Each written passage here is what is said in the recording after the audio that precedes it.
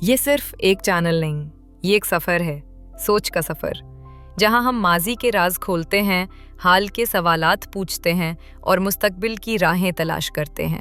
آئیے سچ کو پہچاننے اور سمجھنے کا یہ سفر ساتھ طے کریں۔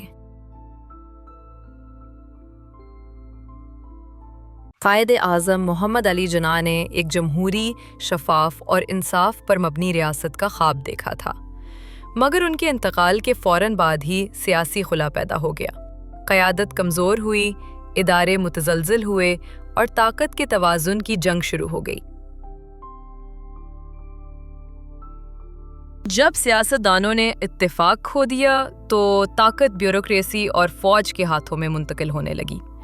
جنرل ایوب خان کا دور وہ موڑ تھا جہاں سے سیاست ایک نئے رخ پر چل پڑی، جہاں اقتدار نظریے پر نہیں مفاد پر ناپا جانے لگا۔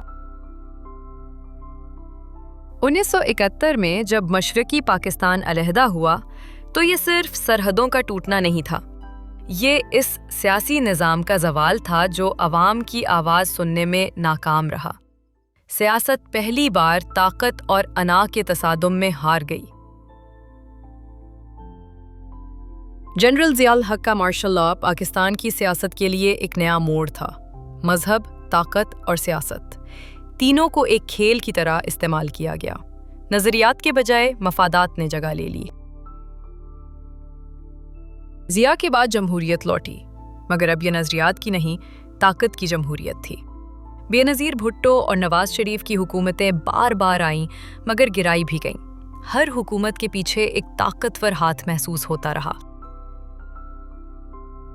1999 کا انقلاب ایک بار پھر وردی میں۔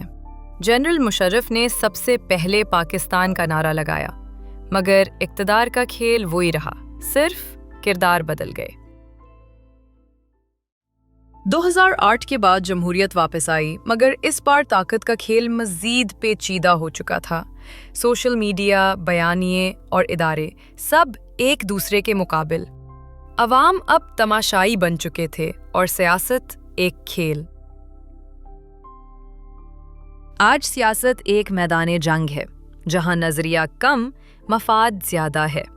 مگر شاید وقت آ گیا ہے کہ ہم طاقت نہیں، سچ کو پہچانیں، کیونکہ جب سوچ بدلے گی تبھی سفر بدلے گا۔ آئیے سچ کو پہچاننے اور سمجھنے کا یہ سفر ساتھ طے کریں۔ اگر آپ کو ہماری ویڈیوز پسند ہیں اور آپ سوچ کے سفر میں ہمارے ساتھ چلنا چاہتے ہیں تو براہ کرم ہمارے چینل کو لائک، شیئر اور سبسکرائب کریں۔